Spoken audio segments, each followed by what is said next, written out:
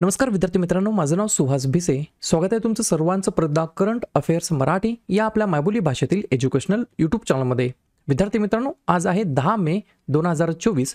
आजच्या दिवसाचे जेवढेही चालू घडामोडीचे महत्त्वाचे टॉप प्रश्न बनत असतील ते सर्व प्रश्न आपण या व्हिडिओच्या माध्यमातून पाहणार आहोत. तरी सर्वप्रथम आपण जर नवीन असाल, पहिल्यांदा या चॅनलवरील व्हिडिओ पाहत असाल तर चॅनलला या ठिकाणी अवश्य सबस्क्राईब सुद्धा करून घेऊ शकता. ठीक आहे, चला तर मग आपण आजच्या व्हिडिओला सुरुवात करूया. त्या अगोदर कालच्या व्हिडिओमध्ये जो काही शेवटचा प्रश्न विचारला होता त्या प्रश्नाचं उत्तर जाणून घेऊया. काय होता प्रश्न?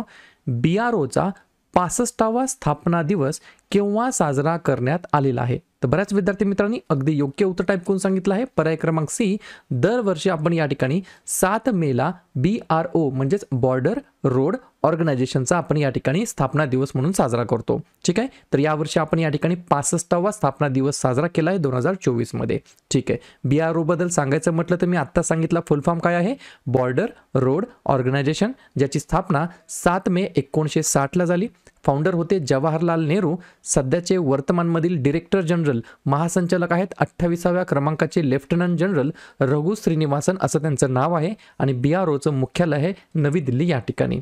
याच 7 मेला अजून एक गोष्ट असते, रवींद्रनाथ टागोर यांची जयंती आपण दरवर्षी साजरा करतो 7 मेला. आणि 2024 मध्ये आपण 163व्या क्रमांकाची जयंती साजरी केलेली आहे रवींद्रनाथ टागोर यांची. क्लिअर? आता पाहूया विद्यार्थी मित्रांनो प्रश्न क्रमांक पहिला. टोटल संपूर्ण व्हिडिओमध्ये 12 प्रश्न असतील. सुरुवातीपासून शेवटपर्यंत व्हिडिओ काळजीपूर्वक पहा. एक एक प्रश्न महत्त्वाचा आहे, तुम्ही कोणत्याही एक्झामची तयारी करा. प्रश्न क्रमांक पहिला काय म्हणतो?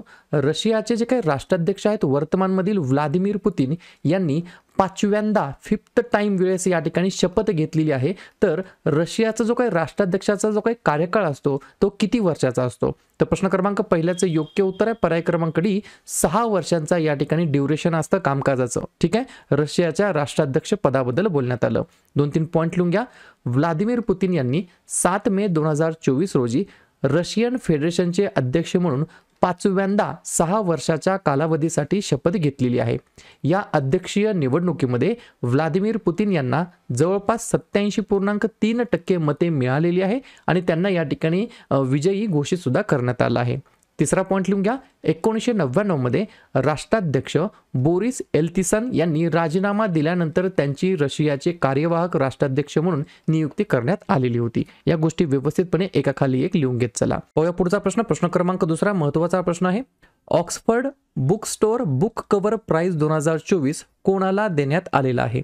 2 नंबरच्या प्रश्नाचं योग्य उत्तर आहे पर्याय क्रमांक सी, भावी मेहता यांना या ठिकाणी 2024च्या Oxford book store book Cover प्राइजने सन्मानित करण्यात आलं आहे. कन्फ्युजन करून घेऊ नका. या ठिकाणी पुस्तकाचं नाव काय आहे? The book beautiful. आणि या ज्या काही भावी मेहता आहेत या पुस्तकाचे लेखक नाही आहेत. हा जो काही या ठिकाणी पुरस्कार देण्यात आला आहे तो पुस्तकाच्या लेखकाला देण्यात आलेला नाहीये. याच्यामध्ये कन्फ्युजन होऊ देऊ नका. मग 3 गोष्टी तुम्हाला लक्षात ठेवायच्या आहेत या प्रश्नाच्या माध्यमातून. पहिला प्रश्न, कोणत्या पुस्तकासाठी किंवा कोणत्या पुस्तकाच्या कव्हरला या ठिकाणी हे प्राइज मिळालेलं आहे? तर द बुक ब्युटिफुल या पुस्तकाच्या कव्हरसाठी हे प्राइज मिळालेलं आहे. प्राइज कोणाला मिळालेलं आहे? भावी मेहता यांना. आणि हे जे काही पुस्तक आहे द बुक ब्युटिफुल हे पुस्तक कोणी लिहिलं आहे? तर प्रदीप सेबेस्टियन असं त्यांचं नाव आहे. तिन्ही गोष्टी व्यवस्थितपणे एकाखाली एक लिहून घ्या. प्रश्न कशा संदर्भात आहे? महत्त्वाच्या प्रदान करण्यात आलेल्या पुरस्काराबद्दल. तर लगेच वेगवेगळ्या क्षेत्रामध्ये नवनवीन जे काही पुरस्कार जाहीर करण्यात आले त्याच्यावरती चर्चा करूया. जसं की काळजीपूर्वक ऐका आणि लिहून घ्या. विटली गोल्ड अवॉर्ड 2024 हा देण्यात आला पूर्णिमा देवी बर्मन यांना. ह्या जो काही अवॉर्ड आहे विटली गोल्ड अवॉर्ड याला या ठिकाणी ग्रीन ऑस्करने सुद्धा या ठिकाणी ओळखलं जातं. त्याच्यानंतर गोल्डमन पर्यावरण पुरस्कार 2024 हा देण्यात आला अशोक शुक्ला यांना. हा जो काही पुरस्कार आहे गोल्डमन पर्यावरण पुरस्कार याला ग्रीन नोबेल अवॉर्ड याने देखील या ठिकाणी ओळखलं जातं. त्याच्यानंतर इंदिरा गांधी शांतता पुरस्कार अली अबू आणि डॅनियल बॅरेनबोईम यांना देण्यात आला. संगीता कलानिधी पुरस्कार 2023 बॉम्बे जयश्री. 2024 केम्ब्रिज समर्पित शिक्षक पुरस्कार जीना जस्टस. मिस युनिव्हर्स ब्युनोच आयर्सचा किताब अलेक्झांड्रा रॉड्रिग्ज जे की अर्जेंटिनियाचे आहेत. न्यूजवीकचा 2024 ची जगातील सर्वोत्कृष्ट रुग्णालयाच्या यादीमध्ये सगळ्यात 1 नंबरला कोणतं हॉस्पिटल आलं? तर मेदांता गुरुग्रामचा आहे. World press photo of the year पुरस्कार 2024 कोणाला देण्यात आला? तर मोहम्मद सालेम यांना. आणि Oxford book store book cover prize 2024 ने कोणाला सन्मानित करण्यात आलं? भावी मेहता यांना. पुढचा प्रश्न, प्रश्न क्रमांक 3 महत्त्वाचा प्रश्न आहे, विचारला जाणार. भारतीय हवाई दल म्हणजेच इंडियन एअर फोर्सने जंगलामधील आग विझवण्यासाठी बांबी बकेट ऑपरेशन कोठे राबवलेलं आहे? 3 नंबरच्या प्रश्नाचं योग्य उत्तर आहे पर्याय क्रमांक बी. नैनिताल या ठिकाणच्या जंगलातील आग विझवण्यासाठी भारतीय हवाई दलाने एक ऑपरेशन राबवलेलं होतं. त्या ऑपरेशनचं नाव काय आहे? Bambi bucket operation. 3-4 पॉईंट्स ते लिहून घ्या. नैनिताल जवळील जंगलातील आग विझवण्यासाठी भारतीय वायुसेनेने आपले MI-17V5 हेलिकॉप्टर बाम्बी बकेट ऑपरेशनसाठी तैनात केलेले होते. बाम्बी बकेट हे एक विशेष उपकरण आहे जे हवाई अग्निशामक हेतूंसाठी डिझाईन करण्यात आलेलं होतं आणि 1983 मध्ये ते सादर करण्यात आलेलं होतं. तिसरा पॉईंट, डॉन आर्नी या कॅनडाच्या माणसाने या जे काही उपक्रम आहे याचा या ठिकाणी शोध लावलेला होता.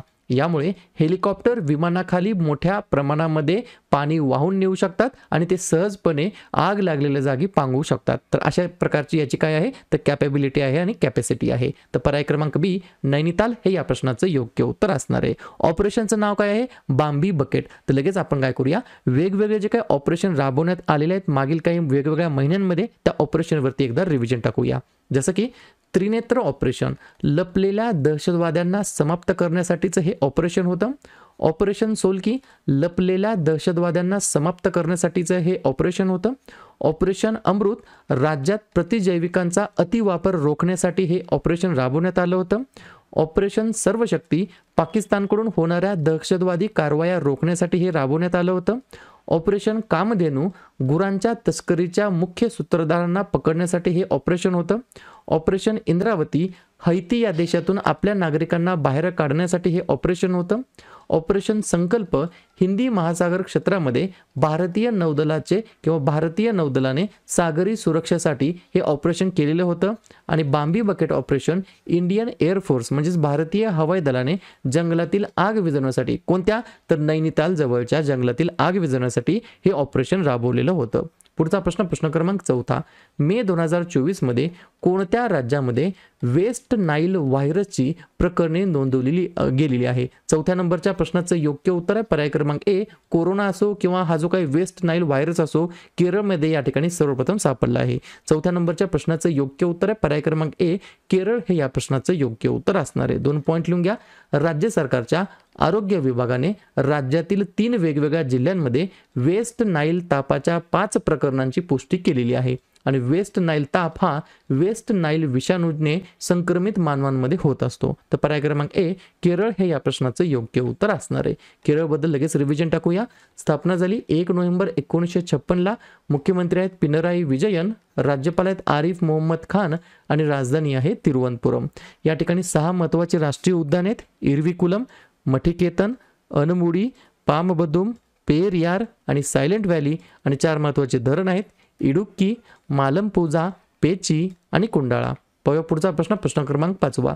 2024 माद्रिद ओपन टेनिस महिला एकेरीचं विजेतेपद जिंकणारी जी काय इगा स्विटेक खेळाडू आहे ती कोणत्या देशाची खेळाडू आहे? 5व्या नंबरच्या प्रश्नाचं योग्य उत्तर आहे पर्याय क्रमांक डी. पोलंड या देशाला बिलॉंग करतात. इगा स्विटेक असं त्यांचं नाव आहे. आणि माद्रिद ओपन टेनिस महिला एकेरीमध्ये वुमन्स सिंगल्स 2024च्या स्पर्धेमध्ये त्यांनी विजेतेपद पटकावलेलं आहे. 3-4 पॉईंट्स ते लिहून घ्या. जागतिक क्रमवारीमध्ये अव्वल स्थानावर असलेल्या महिला टेनिसपटू आहेत इगा स्विटेक. त्याच्यामुळे फिरून प्रश्न विचारला जाऊ शकेल, इगा स्विटेक कोणत्या खेळाशी संबंधित आहेत? तर या ठिकाणी टेनिस या खेळाशी संबंधित आहेत. ठीक आहे. त्यांच्याबद्दल सांगायचं म्हटलं तर फ्रेंच ओपन जे काही झाल्या 2020 मध्ये, 2022 मध्ये, 2023 मध्ये त्याच्यातील त्या विजेता ठरलेल्या आहेत. तसेच 2022 मध्ये झालेली US ओपन मध्ये सुद्धा त्यांनी या ठिकाणी विजेतेपद पटकावलेलं आहे. अजून एक एक्स्ट्रा लिहून घ्या. फोर्ब्सच्या जगातील सर्वाधिक कमाई करणाऱ्या महिला खेळाडूंमध्ये सर्वात अव्वल स्थानी आहेत इगा स्विटेक, ज्या की एक टेनिसपटू आहेत. आणि अजून एक पॉईंट लिहून घ्या. हे झालं महिला एकेरी विजेतेपदाबद्दल जे जिंकलं आहे इगा स्विटेकने. आणि याच माद्रिद ओपन मध्ये 2024च्या पुरुषांच्या एकेरीचे जे काही विजेतेपद पटकावलेलं आहे ते आंद्रे रुबलेव या खेळाडूने पटकावलेलं आहे. सर्व गोष्टी कशा संदर्भात आहे? महत्त्वाच्या क्रीडा स्पर्धेबद्दल. तर झालेल्या ज्या काही महत्त्वाच्या क्रीडा स्पर्धा आहेत त्याच्यावरती चर्चा करूया. ऐकून घ्या आणि लिहून घ्या. ICC अंडर-19 पुरुष क्रिकेट विश्वचषक 2024 जिंकला आहे ऑस्ट्रेलियाने. बॅडमिंटन एशिया टीम चॅम्पियनशिप जिंकली आहे भारताने. 4थे Khelo India University Game 2023 Chandigarh विद्यापीठ. प्रो कबड्डी लीगची 10वी आवृत्ती Puneri Paltan. Santosh Trophy 2024 Services. Ranji Trophy 2023-24 Mumbai. Men's पुरुषांचं जे काय AFC अंडर-23 चॅम्पियनशिप आहे ती जिंकली आहे जपानने. पहिलं जे काही आवृत्ती झाली गल्फ यूथ गेमची ती जिंकली आहे 2024 मधील UAEने. इंडियन सुपर लीग 2023-24चं विजेतेपद पटकावलेलं आहे मुंबई सिटी FCने. थॉमस कप 2024 चीनने जिंकला आहे. उबेर कप 2024 चीनने जिंकला आहे आणि ला लिगा 2023-24ची 36व्या वेळेस या ठिकाणी रिअल माद्रिदने हे विजेतेपद पटकावलेलं आहे. या पुढचा प्रश्न क्रमांक 6. भारताचा प्रमुख द्विवार्षिक मोटर शो ऑटो एक्सपो 2025 मध्ये कोणत्या शहरामध्ये आयोजित केला जाणार आहे? 6व्या नंबरच्या प्रश्नाचं योग्य उत्तर आहे पर्याय क्रमांक C न्यू दिल्ली. तर नवी दिल्ली या ठिकाणी भारताचा प्रमुख द्विवार्षिक मोटार शो ऑटो एक्सपो 2025 मध्ये नवी दिल्लीमध्ये आयोजित केला जाणार आहे. तर लगेच मग काय करूया आपण झालेले जे काही वेगवेगळ्या समिट्स आहेत परिषद आहेत त्या कोठे झाल्या त्याच्यावरती चर्चा करूया. जसं की आर्टिफिशियल इंटेलिजन्स सुरक्षेवरती प्रथम जागतिक नेत्यांची शिखर परिषद इंग्लंडमध्ये झाली. राष्ट्रीय मानवाधिकार संस्थांची 14वी आंतरराष्ट्रीय परिषद कोपनहेगन डेन्मार्क या ठिकाणी झाली. पहिली इंडस एक्स गुंतवणूकदारांची बैठक नवी दिल्लीमध्ये झाली. 10वी एशियन संरक्षण मंत्र्यांची बैठक इंडोनेशियामध्ये. 54वा International Film Festival of India हे झालं आहे गोव्यामध्ये. जागतिक मत्स्य व्यवसाय समिट इंडिया 2023 झाला आहे गुजरातमध्ये. 11वा आंतरराष्ट्रीय पर्यटन मार्ट या ठिकाणी भरवण्यात आला होता मेघालयमध्ये. एशियन इंडिया मिलेट फेस्टिवल 2023 झालं इंडोनेशियामध्ये. संयुक्त राष्ट्र हवामान बदल परिषद ज्याला आपण बोलतो COP28 हे झालं UAE या ठिकाणी. G77 शिखर परिषद झाली 2024 मध्ये इवांडा या ठिकाणी आणि 2024 मधील वर्ल्ड गव्हर्नमेंट समिट झालेला आहे दुबई या ठिकाणी. पुढचा प्रश्न क्रमांक 7. कोणत्या बँकेने आपल्या अनिवासी म्हणजेच NRI भारतीय ग्राहकांना त्यांच्या आंतरराष्ट्रीय मोबाईल नंबरचा वापर करून भारतामध्ये UPI व्यवहार करण्याचं जे काही अप्रूव्हल आहे परवानगी देणारं जे काही नवीन फॅसिलिटी आहे ती या ठिकाणी आणलेली आहे? 7व्या नंबरच्या प्रश्नाचं योग्य उत्तर आहे पर्याय क्रमांक B ICICI बँक हे या प्रश्नाचं योग्य उत्तर असणार आहे. तर ICICI बँकेने आपल्या अनिवासी भारतीय ग्राहकांना त्यांच्या आंतरराष्ट्रीय मोबाईल नंबरचा वापर करून भारतामध्ये UPI व्यवहार करण्यासाठी जे काही परवानगी देणारी फॅसिलिटी आहे सुविधा आहे ती या ठिकाणी अंमलबजावणी त्याची केलेली आहे. हा जो काही बदल आहे तो जवळपास USA, UK, UAE, Canada, Singapore, Australia, हाँगकाँग, ओमान, कतार आणि सौदी अरेबियासह 10 देशांमध्ये राहणाऱ्या ग्राहकांना याचा फायदा होणार आहे. ठीक आहे. ICICI बँकेबद्दल बोलण्यात आलं तर या बँकेची स्थापना झाली 1994 मध्ये. मुख्यालय आहे मुंबई या ठिकाणी. MD आणि CEO आहेत संदीप बक्षी आणि या बँकेची टॅगलाईन आहे हम है ना खयाल आपके. अशा प्रकारची टॅगलाईन आहे ICICI बँकेची. पुढचा प्रश्न क्रमांक 8. पृथ्वीच्या चुंबकीय क्षेत्राचा सर्वात जुना पुरावा देणारे खडक कोठे गोळा केले जातात? 8व्या नंबरच्या प्रश्नाचं योग्य उत्तर आहे पर्याय क्रमांक A ग्रीनलँड या ठिकाणी. विद्यार्थी मित्रांनो पृथ्वीच्या चुंबकीय क्षेत्राचा सर्वात जुना पुरावा देणारे खडक या ठिकाणी गोळा केले जात असतात. एक पॉइंट लिहून घ्या. आजच्या चुंबकीय क्षेत्राशी तुलना करता किमान 15 मायक्रोस्टेलचा शक्ती असलेल्या चुंबकीय क्षेत्राचे अवशेष दाखवून संशोधकांनी ते अंदाजे 3.7 अब्ज वर्ष जुने असल्याचे या ठिकाणी एक निश्चित या ठिकाणी केलेला आहे याच्या माध्यमातून. पुढचा प्रश्न क्रमांक 9. महत्त्वाचा प्रश्न आहे स्टार मार्क करून ठेवा. भारताच्या CAG म्हणजे CAG आणि टिंबटिंब यांनी लेखा परीक्षणामध्ये सहकार्य वाढवण्यासाठी एक करार केलेला आहे. 9व्या प्रश्नाचं योग्य उत्तर आहे पर्याय क्रमांक D नेपाळ हे या प्रश्नाचं योग्य उत्तर असणार आहे. तर भारताचे जे काही CAG आहेत बरोबर तर त्यांनी आणि नेपाळच्या लेखा परीक्षणामध्ये सहकार्य वाढवण्यासाठी एक करार केलेला आहे. मग दोन गोष्टी तुम्हाला लक्षात ठेवायच्या आहेत. भारताचे जे काही CAG आहेत त्यांचं नाव काय गिरीशचंद्र मुर्मू हे भारताचे नियंत्रक आणि महालेखा परीक्षक म्हणून सध्या कामकाज पाहत आहेत आणि तोयमा राया हे नेपाळचे महालेखा परीक्षक आहेत. या दोघांनी या ठिकाणी लेखा परीक्षणामध्ये सहकार्य वाढवण्यासाठी एक करार केलेला आहे. या कराराचा मागचा मुख्य उद्दिष्ट काय आहे तर ऑडिटिंग क्षेत्रामध्ये सहकार्य आणि कौशल्याची देवाणघेवाण वाढवणे. ठीक आहे. तर नेपाळसोबत हा करार करण्यात आला तर लगेच नेपाळबद्दल जाता जाता रिव्हिजन मारूया. या देशाचे नवीन अध्यक्ष बनले तर रामचंद्र पौडेल. उपाध्यक्ष आहेत राम सहाय प्रसाद यादव. पंतप्रधान आहेत पुष्पकमल दहल. मुख्य न्यायाधीश आहेत विशंबर प्रसाद श्रेष्ठ. राजधानी आहे काठमांडू आणि चलन वापरलं जातं नेपाळी रुपया. बघा पुढचा प्रश्न क्रमांक 10. 26व्या UK आशियाई चित्रपट महोत्सवामध्ये कोणत्या भारतीयाला freedom of city of London पुरस्काराने सन्मानित केले जाणार आहे? 10व्या नंबरच्या प्रश्नाचं योग्य उत्तर आहे पर्याय क्रमांक सी, शबाना आझमी यांना या ठिकाणी 26व्या UK आशियाई चित्रपट महोत्सवामध्ये या भारतीयाला freedom of city of London पुरस्काराने सन्मानित केले जाणार आहे. हा जो काही पुरस्कार आहे तो कोणाच्याद्वारे प्रदान केला जाणार आहे? तर सिटी ऑफ लंडन कॉर्पोरेशनद्वारे हा पुरस्कार प्रदान केला जाणार आहे. या ठिकाणी या ज्या काही व्यक्ती आहेत शबाना आझमी यांना ऑलरेडी पद्मश्री पुरस्काराने 1988 मध्ये या ठिकाणी सन्मानित करण्यात आलं होतं. तसेच पद्मभूषणने 2012 मध्ये सुद्धा सन्मानित करण्यात आलेलं होतं. अशा प्रकारे पुढचा प्रश्न क्रमांक 11. त्रिपुराचे पहिले आंतरराष्ट्रीय क्रिकेट स्टेडियम कोणत्या जिल्ह्यामध्ये बांधले जात आहे? 11व्या नंबरच्या प्रश्नाचं योग्य उत्तर आहे पर्याय क्रमांक बी, नरसिंहगड या ठिकाणी त्रिपुराचे पहिले आंतरराष्ट्रीय क्रिकेट स्टेडियम या जिल्ह्यामध्ये बांधले जात आहे. 2-3 पॉईंट लिहून घ्या. क्रिकेटचे मोठे कार्यक्रम आयोजित करण्यासाठी हे स्टेडियम फेब्रुवारी 2025 पर्यंत कार्यान्वित होण्याची या ठिकाणी अपेक्षा वर्तवली जात आहे आणि ईशान्येकडील राज्यामधील हे पहिले स्टेडियम असणार आहे. त्याच्यामुळे हा प्रश्न विचारला जाऊ शकेल. हे जवळपास 200 कोटी रुपयांच्या बजेटमध्ये बांधले जात आहे आणि या स्टेडियमची जी काही सिटिंग कॅपॅसिटी आहे, क्षमता आहे, ती जवळपास 25,000 पेक्षा जास्त असणार आहे. अशा प्रकारे शेवटचा प्रश्न क्रमांक 12. प्रसिद्ध पुलित्झर पुरस्कार प्रामुख्याने कोणत्या क्षेत्राशी संबंधित आहे? तर जर्नलिझम म्हणजेच पर्याय क्रमांक ए, पत्रकारिता या क्षेत्राशी संबंधित आहे. कोणता पुरस्कार? प्रसिद्ध पुलित्झर पुरस्कार हा प्रामुख्याने पत्रकारिता या क्षेत्राशी संबंधित आहे. सर्व गोष्टी समजल्या? तर अशा प्रकारे विद्यार्थी मित्रांनो हे होतात 12 प्रश्न. उपक्रम कंटेंट ही जी काही मेहनत आम्ही घेत आहोत मराठी भाषेमध्ये, ही कशी वाटते नक्कीच कमेंट करत चला. आणि या ठिकाणी तुमच्यासाठीचा आजचा खास प्रश्न, नक्षत्र सभा नावाने खगोल पर्यटन कोणत्या राज्याने सुरू केलेलं आहे? आंध्र प्रदेश, तमिळनाडू, राजस्थान की उत्तराखंड? तर ज्या पण विद्यार्थ्यांनी या प्रश्नाचं योग्य उत्तर येत असेल त्या प्रश्नाचं उत्तर तुम्ही कमेंट बॉक्समध्ये देण्याचा प्रयत्न करा. या प्रश्नाचं उत्तर चुकू द्या, बरोबर येऊ द्या, काहीच हरकत नाही, परंतु ट्राय करणं, प्रयत्न करणं सर्वात जास्त महत्त्वाचं आहे. आणि दुसऱ्या दिवशी येऊन आपण दिलेल्या प्रश्नाचं उत्तर हे बरोबर आलं की चुकलं हे दुसऱ्या दिवशी येऊन चेक करणं, तपासणं हे देखील तितकं जास्त महत्त्वाचं सुद्धा असणार आहे. तर लगेच काय करूया, मे महिन्यातील जेवढेही महत्त्वाचे दिवस आहेत त्याच्यावरती आपण एकदा रिव्हिजन टाकूया. जसं की 1 मेला 3 दिवस असतात, आंतरराष्ट्रीय कामगार दिवस, महाराष्ट्र तसेच गुजरात राज्याचा राज्य दिवस आणि उज्ज्वला दिवस.